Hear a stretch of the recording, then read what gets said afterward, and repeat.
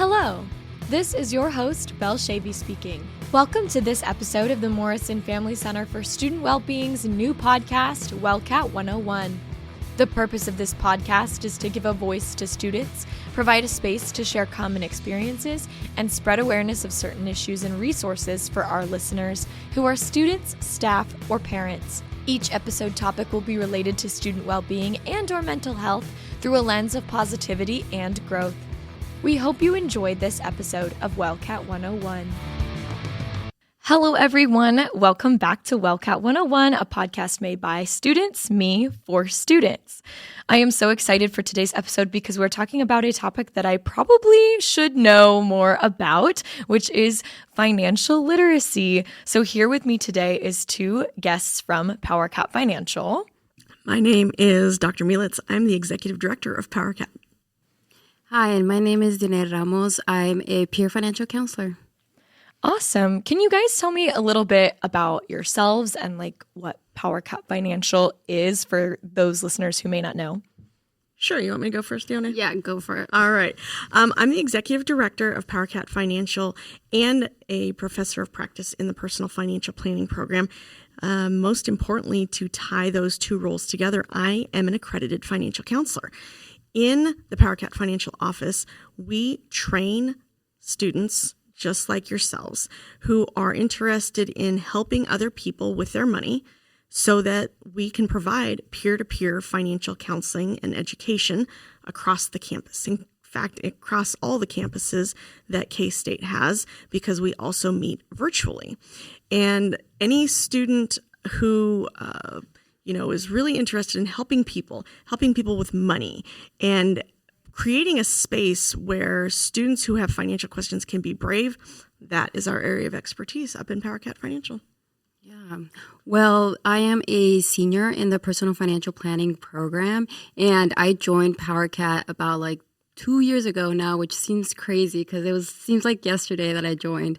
But really what I love about being in Powercat is just helping students and realizing with all the training that we've have that I can help students feel more empowered to figure out all those financial issues that they might have. But yeah, I love my job. And it's just fun because one of the things that I've seen throughout my career, but that we see a lot up in the Powercat Financial Office, is that students will come in and they're stressed. And what stresses one student isn't going to stress another. And that's okay. But our counselors are trained and it's so vested in helping their friends and their peers to find what is their financial well-being next step, that clients that come in end up walking out feeling more confident, feeling happier, generally speaking. They've got a path. They've been able to talk to somebody and feel that they can be safe in asking those questions. Would you say that's right, Dione?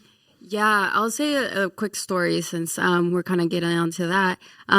There's just been instances that students come into our sessions and you could tell they're a little close offish, or they just are stressed with whatever situation is in their mind. I'll say a funny one of a student that was very reserved, and she was not really speaking, not really talking a lot. And then I was talking to her, and I asked her oh, where do you work? And she said Best Buy. And I was okay, well, I've heard that there's a lot of stealing in Best Buy. And then she was she got in a whole rant about this Bonnie and Clyde situation about Best Buy. Apparently there's two people that go to a bunch of different states and just start stealing stuff. So anyways, but that whole conversation, it made me realize that students just need to talk to someone. And you could tell after the meeting, she was so happy and upbeat, and we were able to actually get her the help that she needed in that session. So it's just those fun things about being at Powercat. And it wasn't even the shrinkage at Best Buy that she was worried about, but she just needed somebody to tell the story to, or share something, so that she or any other student that comes in just wants to find that connection piece. And when you can find a connection piece with somebody who is of a similar age, going through some similar things, and can put that perspective on it, just knowing that you can share something, even if it's off the cuff, really makes a difference in building the rapport. And when it comes to money, that's what we want to do. Yeah, that's one of the things that I kind of wanted to dive into today of like, why is managing finances so scary? Or why is it something that is so, I don't know. Again, I said at the beginning of the episode, I probably should know more about this topic. And of course, like, at least at my high school, we had business skills classes, but I was never really like sat down and taught like, here's how to create a budget. Here is, the value of money. Here's how to invest. Here's how to do these things. We hear about them and we understand that these things exist, but actualizing those things and learning how they apply to you is kind of tricky. It is tricky. And okay, so I'm 49 years old and I've worked with clients. In fact, I've got a client right now who's almost 89 years old, navigating their way through what financial decisions should I make? How do I make sure that my money is going to stretch? And I think the most important thing is to know that when it comes to money, whatever your financial questions are, you're not alone. You're just simply not alone. And so there's nothing that's too basic. There's nothing that if you walk into the Powercat financial office and ask about that we're going to judge you for. We want to help. We want to help you find whatever that next step is on your financial well-being path, and being brave enough to say, I want to open a credit card, but I don't know anything about credit, or how in the world do I put together a budget? Because all I know is I have money, I spend money, and magically it appears at the end of the month when I'm almost out. Or, oh my gosh, I am out of money. I don't know how I'm going to finish paying the agreement that I have with the university. I don't know how to put food on my table. What do I do? Like, there's just this huge range, and we absolutely want to meet you where you are, and that's what we're all about. Yeah, I would say like one of the reasons also like I joined Powercat Financial, but also the personal financial planning program, is that that's one of their number one stressors, just money in general. It's such a big stressor, and that's why I wanted to like help. I know in my family it was such a big stressor, so I just wanted to help students kind of feel like, hey, I'm here with you. It's not of like I'm going to tell you what to do. It's more I'm here like coaching you and helping you I'm like on your side on this situation. And a lot of people put a lot of their goals and their aspirations and their visions onto money. So it's so beyond that. So that's why I think it's really hard to have those conversations about money. I think it is, and there's not a lot of family financial socialization or family financial conversations about money. And I mean, that's just societally, we believe that money is shameful to talk about. I've got all these noises because I really try in my office, in my classes, to break those types of things down. It's not easy to be brave. It's not easy to say, I need help. But when you can do so with a peer in a confidential and hopefully safe space for you, and we cannot define safe. We can create a space that's as safe as we can make it. You define safety, but we create the space as best we can to allow you that opportunity to be brave. And it is confidential. And we do want this to be guided by your goals and your values. What am I missing, Dione? I think you got it perfectly. Hot dog. Awesome. So I guess to kind of dive into a little bit about financing and financial literacy, like what does it mean to be financially literate? Or like if I was a student, why would I be making a meeting with Powercat Financial? You want to start, Dione? Yeah, that's a great question. I would say that being financially literate, my big thing with that is I think you're always learning. Like I always learn something new, and that's literally my whole major. I'm learning how to be financially literate and to help people be financially literate. So I think it's a process of just what's your next step? What's the next step that we're going to talk about? Because maybe for some people, I've had a bunch of clients that for some people, it's just budgeting their money. It's just like, where am I spending my money? For others, it's, hey, I'm looking for a credit card. For others, they're at the next step of, I want to invest. I have a lot of money, and now I'm trying to figure out the next steps in my career now, and what does that look like? So I think it's very much you're learning each time of how to be more financially literate in the situation that you're at in the moment, if that really that makes sense. Yeah. And if you look broadly to the research, and I'll go ahead and put the doctor hat on for a second, financial literacy, the definition gets often mixed up with financial knowledge. Financial knowledge is what do you know? Financial literacy is also the application of that knowledge in the real world. What are your financial behaviors and how do you make them stronger? There's so many different ways that people define financial well-being. But I think Dione really nailed it. It's what is your next step? And while we don't do investment advice in Powercat Financial, we can educate you on what your 401k or your retirement plan means. What does it? What is a match? Is this a good match? What do you mean they don't have a retirement plan? Wait, health insurance? Huh? Oh, which is, you want to talk confusing. Yes. So whether you are starting at K-State like this semester and you're not quite sure what side is up, but money is involved somehow, come talk to us 100%. If you're getting ready to graduate, we're coming up on graduation. Love it. And you got some big money things coming on, whether mom and dad, grandma, grandpa, some family member, or somebody is helping you with that transition. Eventually, you may want to take over your own financial life. And if you want to do so, let's help you get on that path. What are the job offers that you have? What's the best bang for the buck? Let us help you with those numbers so that you can look at it from the emotional and well-being piece, and we'll help you with that financial piece. What's it going to cost you to move into an apartment for the first time, whether you're at K-State or you're moving out on your own for the first time? And there are so many places that these conversations can come up because we cannot escape money. No matter what we do, we cannot escape money. Though somebody's going to yell, oh, well, Dr. M, yes, we can if we live off the grid. Okay, if you live off the grid, then this podcast is not for you. Thank you for joining us. Yeah, you won't even really be listening. You don't have a phone. But the long and the short of it is, whether it's groceries or bill paying or keeping a roof over your head or paying for transportation or figuring out, do I really only need the state minimums on car insurance or do I need more coverage? I mean, we could go on and on. But the long and the short of it is there's always more to learn. And it is a kind of a spectrum of financial literacy.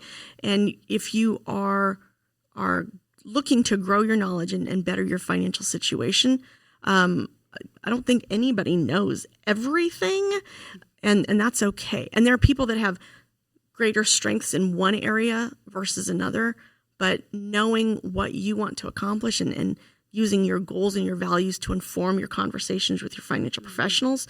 That's what we're training our peer counselors to work with people in that way. And that's really what we're hoping students will learn from meeting with Powercat Financial is how to ask questions, how to be brave, and how to engage with financial professionals when they choose to do so. Yeah. That financial knowledge and financial literacy, that the distinction between the two is important because what financial knowledge looks like for a parent is going to be different what financial knowledge looks like for a student. And it's, kind of moves into what I wanted to talk about next was like that application to financial knowledge to what you're looking at as a college student. And I think one of the most important things and something that I really have had to learn how to do is budgeting. Mm-hmm. What does that mean? What does that typically look like? Obviously, everyone's budget is unique and different to them. But see, I'm so glad that you called that out because there are so many people that feel, oh, well, it's a budget. Here, do this app or here, do the spreadsheet. And okay, yeah, those are tools, and those are often tools that are really good in getting us started. And we find some that, are more popular or more common than others. But your budget needs to be informed, and I've said this before, I'll say it again, by your goals, by your values. What is your family financial situation? And family's defined in a number of different ways. And I am, I'm married. I'm the mother of 2. I've got 4 dogs. But another married woman with a spouse and 2 children and 4 dogs could have a completely different financial picture. So college student, freshman to sophomore to junior to senior to graduate student, sure, there's going to be some commonalities, but a budget doesn't always look the same. What are the key things that you think need to pull in and inform that budget, Dione? Yeah, so when I sit down with students and really start talking about their budget, I just tell them, be realistic. Like, that's the big thing, that some people feel a little bit of shame when it comes to how much they spend on X, Y, or Z.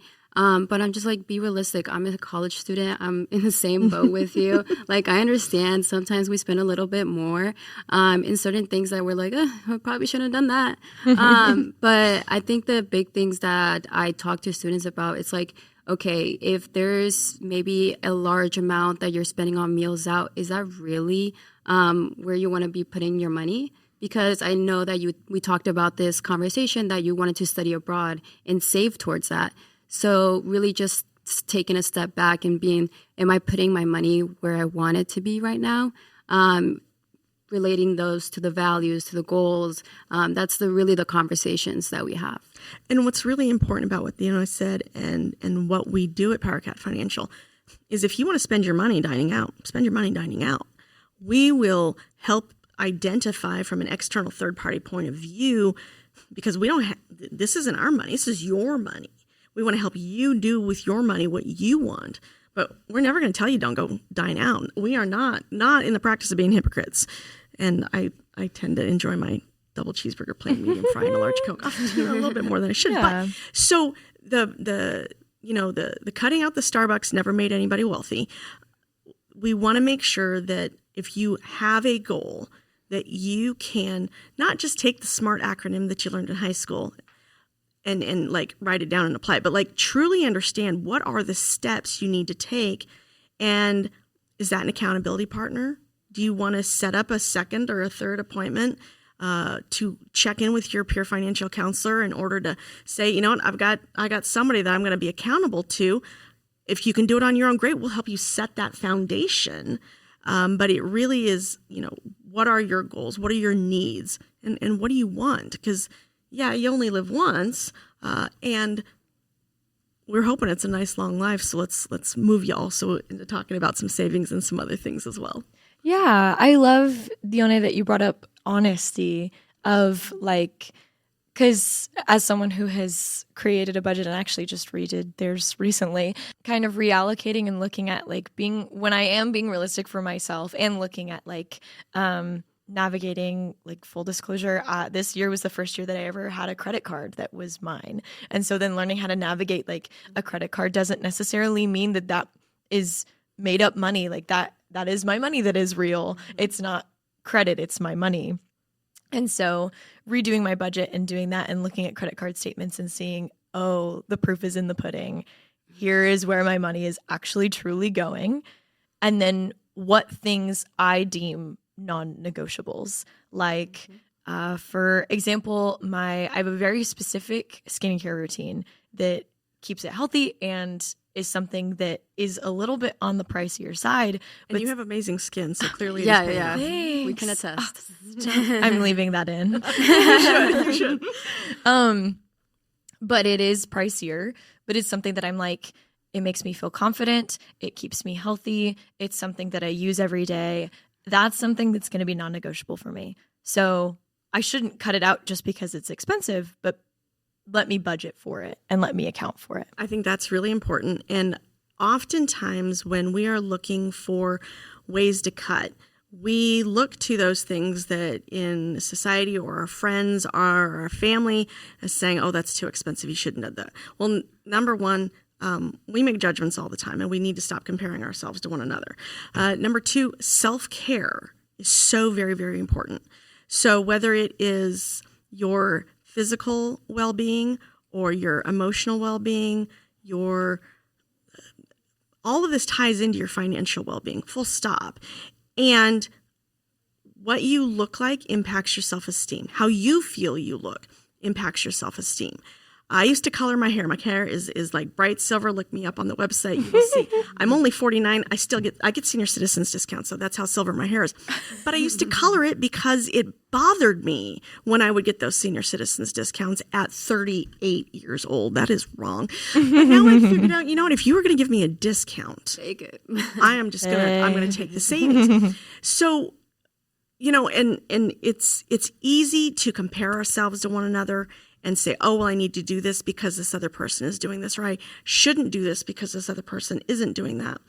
But we have to, as you called out, find our non-negotiables and realize that where does that non-negotiable come in terms of like actual survival versus, you know, does it get in the way of savings, and where does that matter and where doesn't it?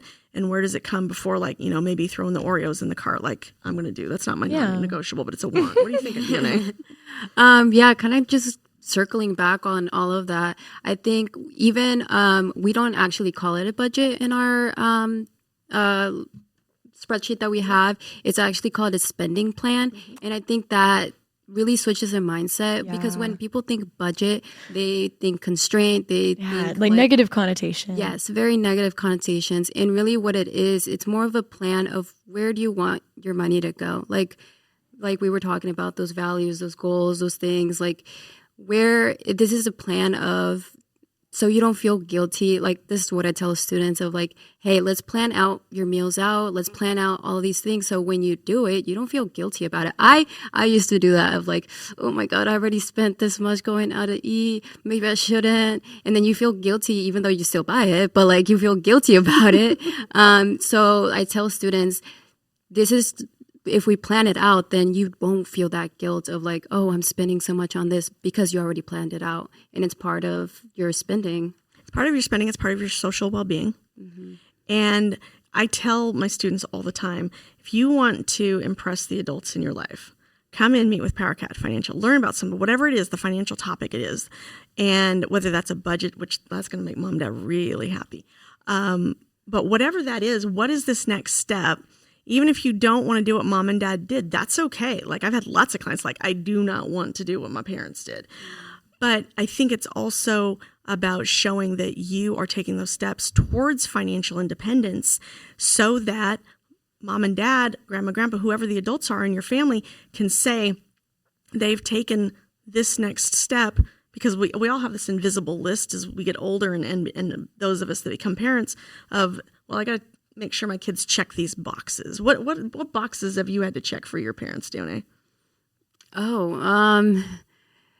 So yeah, I guess my situation is a little different. I've been checking a lot of boxes since I was little, honestly. I've been doing just a lot since but I think the big things is like your parents want to make sure, like, for example, right now my car is not doing good right now. Mm-hmm. She is giving out on me, and I had 3 months, and then I was like, but it's okay.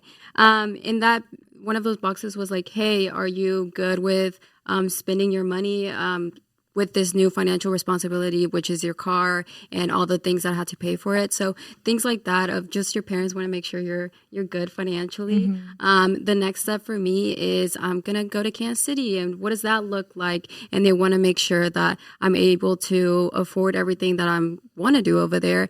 They do trust me a lot, so I'm good on a lot of those, checking those boxes, but yeah. Living independently as a parent, I want it for my kids. Adults, I mean, yes, we want you to go and do these magical things. And there's always this, but man, when I know that I'm not going to get a phone call, Mama can't pay the electric bill, Mom, I need groceries, Mom, I'm not paying my credit card bill. Well, credit card bill's a whole other story. I'll help you put food on the table. I'll help you keep your lights on. But you got the credit card. It's those conversations and being, so now, Dione, you're looking a new car, you're looking a new place to live, and a whole transition piece next. How's that? That's a big financial and emotional piece.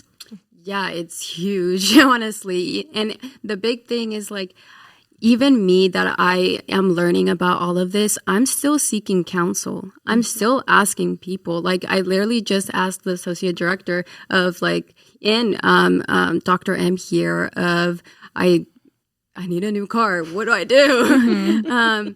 And because I've only bought one car before, so I'm trying to be more financially literate, and that's what it is: seeking counsel, asking people. Even if you think some students come in thinking they know everything, like, hey, sometimes there's a new thing. Everybody has information, and I think it's just so important to ask those questions to as many people as you can to seek that counsel. Actually, on that note, do you think it's okay if I call out one of our peer counselors who shared their story about how they came in for a class assignment? Oh, yeah. Okay, so I'm going to go ahead and I'm going to name. Get into it. Holt, I hope you're listening. Holt came in. He's one of our peer counselors. He is a senior and moving into his graduate degree next fall. He came in 2 years ago for a class assignment, and he's like, okay, fine, I'll go do this. But you know what? I've been talking to my parents pretty much my whole life. I understand money. I'm going to test these guys. And he still tells the story that he walked out of that meeting like, oh my gosh, this is cool. And I want to be a peer financial counselor, because he was able to get evidence that this is not some fly-by-night student employment opportunity. The interview process is real. It is about meeting people where they are. It is about interest in personal finance, and then coming back to meeting people where they are. And how do we help people see, how do we as counselors, or my team as counselors, show the evidence that they have the knowledge, that there's power in saying, I don't know, but I'll get back to you, and then resourcing them in a timely manner, and then knowing when to bring in Glenda, our associate director, for help, or me as the executive director for help, because money is not an isolation thing. We often think that it is. We hold it in, we hide, but when we can engage even one or two people into our community, an emerging professional, a professional, somebody trusted, we can make progress. I think key to Dione is saying, okay, I got to buy a car now. What do I do? Mm-hmm. And, in your case, like, you are going to counseling for a specific thing, but also like it's a bit not an emergency, but it is kind of like this is an unexpected circumstance. But you don't necessarily have to schedule an appointment just when there's an unexpected circumstance. So true. I'm so glad you brought that up. Dione, I'm going to let you take this before I say something. Yeah, so we do have a lot of class assignments, and usually those class assignments, a lot of students come in of like, I just did it for the class assignment. I'm just doing it for the class assignment. I'm just like, okay. But really building that rapport, we start talking, having those conversations. I've had a lot of these class assignments that turned into, yes, I'm actually very stressed about paying for college next year. Yes, like I need a credit card. Yes, I actually am struggling with X, Y, and Z. And I'm just like, yeah. And, you don't realize those things until they present in front of you and you have someone to actually ask those questions. And that's when I've seen those students, like a light bulb kind of clicks and it's like, oh my God, this resource is so good. Like this is what I needed. But yeah, go for it. Well, the last, the last National College Health Assessment that came out in 2023 showed that for K-State, finances was the top two biggest stressor of students here at K-State, and nationally, it's either top two or top three. And yes, we all have different financial stressors. And that's okay. That's life. Stress is not inherently good or bad. We need to recognize it when it is and know what that next step should be. And when we can go and seek help or seek assistance, seek a conversation even before we have a problem, it helps remind us that, number one, we're not alone, and that when we do get to that crisis moment, that there are a number of different resources. And this is true not just in personal finance, but we have a number of mental health resources here on K-State. I'm going to blank the one that is available online. There's Timely Care. We just got Timely Care. Yeah, Timely Care. Lafine Caps, the Student Wellbeing Office, Powercat Financial. Something that you think is stressing you for one reason may have something tied in that's actually the bigger issue. And I am guessing that a good portion of the listeners have probably either experienced a financial fight or witnessed some sort of financial disagreement, and disagreement, fight being used interchangeably. And those are major types of stressors. But you know what? I'm just kind of curious about this thing. That's a good time to start asking so that emotionally and mentally you're prepared for going in and being able to say, okay, I've really got a problem. But you know what? Before, you can't always predict when a car is going to break down. And that's how the car dealers get you, is they know that they can get you on that lot and get you walking out with that door because you need it. But thinking about, okay, what do I know is coming in 6 months to a year? Well, that's so far off.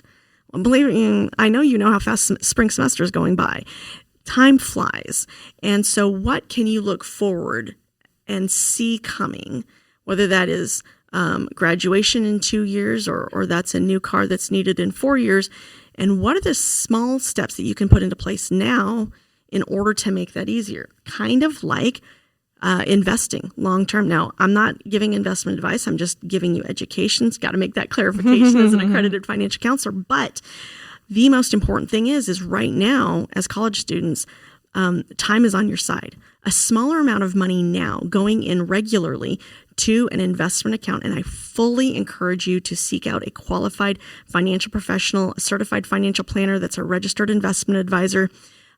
Seek out a financial professional that is qualified to help you make those investment decisions, but stick that money in now. $20 now is going to stretch a whole lot further for you regularly compounded in your investment account than even if I, at 49 years old, was going to put in 50. Yeah. And that's, I mean, we can do time value of money calculations. We don't do that in podcasts. That's just like not good. But the long and the short of it is you've got so much time ahead of you. Stick it in small piece increments so that you can have that financial piece later. What's the simplest thing, or not the simplest thing, but what's the thing that you think is the best first step for a college student to actually make that next leap, Dione? In terms of investing? I think for a lot of students is they're just not knowledgeable.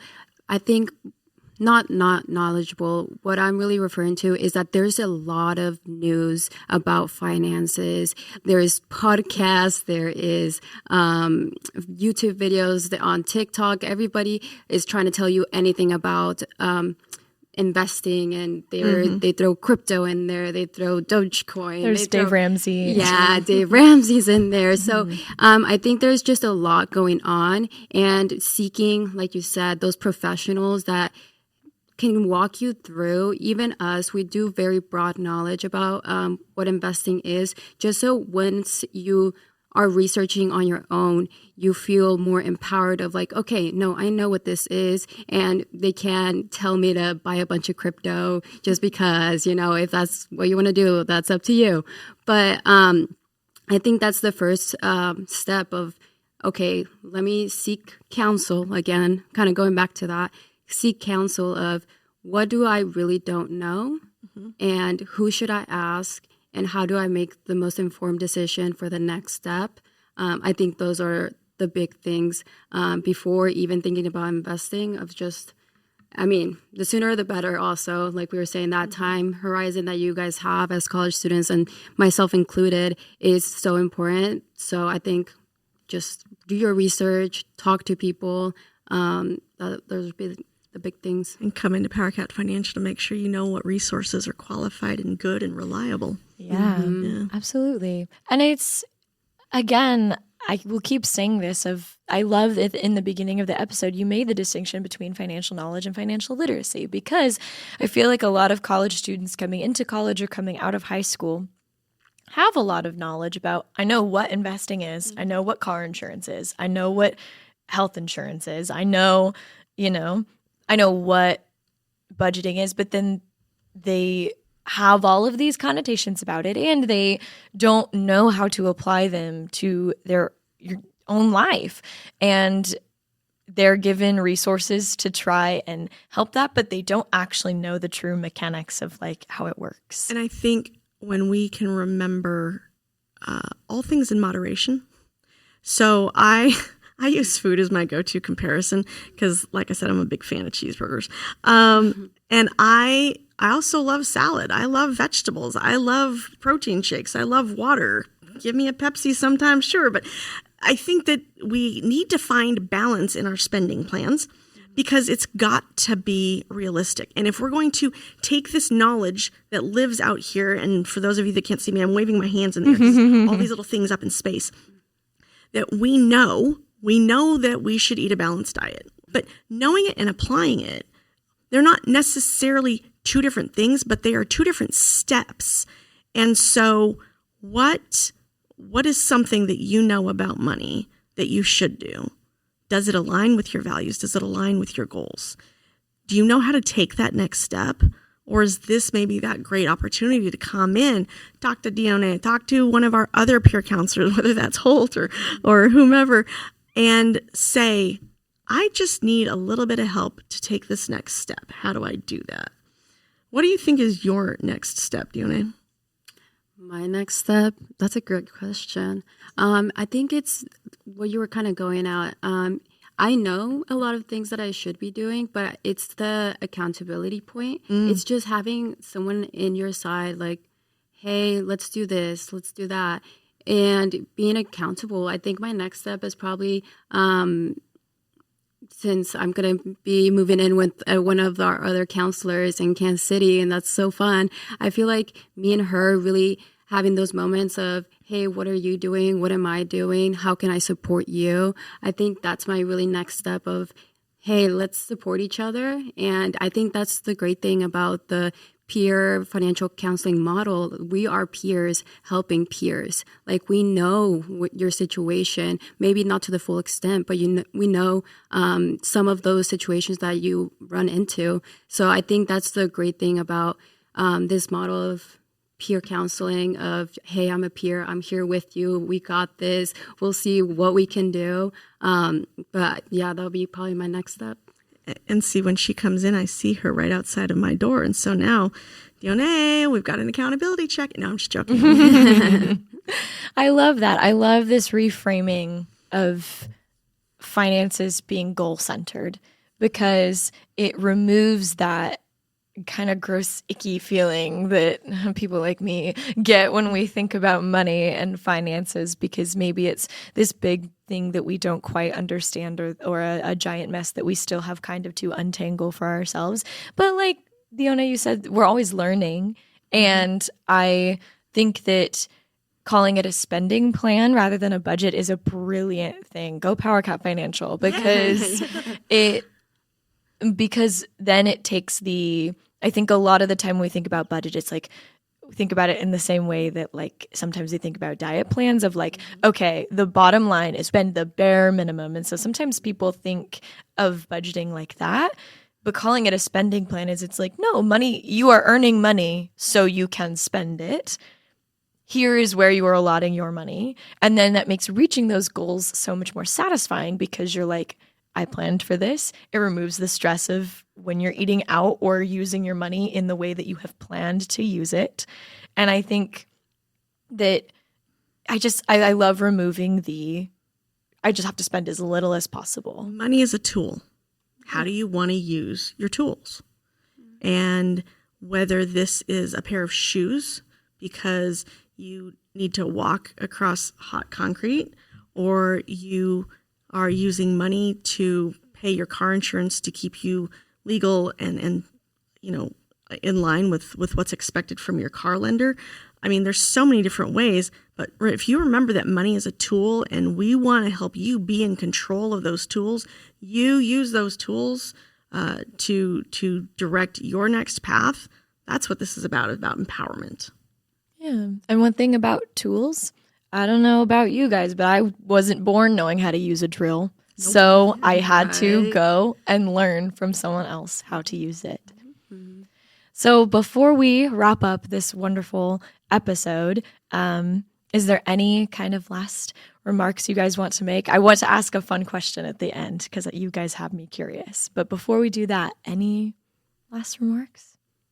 I think my big thing, come to Powercat Financial. Yeah. We're here for you. This is a free service for students. And honestly, I've been to other college campuses and realized that they don't get this amazing service. And all the counselors, I will say, are some of the best people I've ever met. and whoever counselor you get, you're going to get help, and you're going to get a really great time too, because they're just great personalities, like all of them. So yeah, 100%. And I've only dropped a couple of names, so I'm going to go through because I want you all to know the pure financial counselors that we have, and I'm probably going to forget somebody. So Dione, pop in. So we have Avery, Olivia, Leah, Lily, Tara, Turner, Holt, who I've mentioned, Dione, who I've mentioned. Okay, so that's 7, I think. And then we have Cole, and I'm going to get in a lot of trouble when my peer counselors listen to this and I'm blanking names. Because, okay, Dr. Micah, did you say Micah? Mike, oh my gosh, I did not say Mike. Ooh, I'm going to be in a lot of trouble. I just realized I missed Shayna. Sorry, it's my last plug on my peer financial counselors, and I'm going to go ahead and tell you. Go Shayna. And the Powercat Financial will be linked in the show notes of this episode as well, and you can see the roster list. Yeah, you got to go in and find it. But I mean, I can't believe that I sit here. These are my favorite people in the entire world. I like them more than I even like my own husband sometimes. Well, excellent. My question that popped into my head that I think we should end the episode with on a fun note is, what is we talk about non-negotiables. What is what you would count like a luxury expense, or like something that is maybe non-negotiable for you, like the Oreos in the cart or the skincare? I'm just curious, what you guys maybe put into your spending plan that you don't really have to, but is something you're like, I want this for myself. My non-negotiable, it used to be hair coloring, but I'm going to go ahead and say I get my nails done.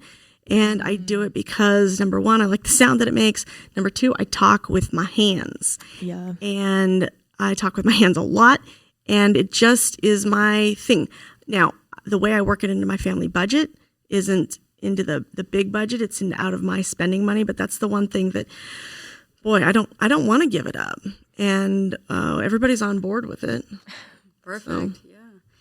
For me, okay, I'm trying to get off of it, but I drink a lot of energy drinks, and I've been trying to, drink a little bit less, but I want to think that they're a little bit better because they're like the V8. So, hey, it's that, mental thing, right? So I have one every morning. So that's my non-negotiable.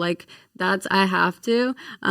Maybe I should stop a little bit for my heart health there, but maybe just rotate with water. Right. I'll think about it. Maybe. Right. Just a thought. But yeah. Well, awesome. Thank you both so much for being guests. To our listeners, if you would like to learn more about these wonderful resources and about our two guests here, everything will be linked down in the show notes. So please go check that out, and please make an appointment with Powercat Financial. You guys have been wonderful. Thank you so much. Belle, thank you for having us. This has been great. Of course.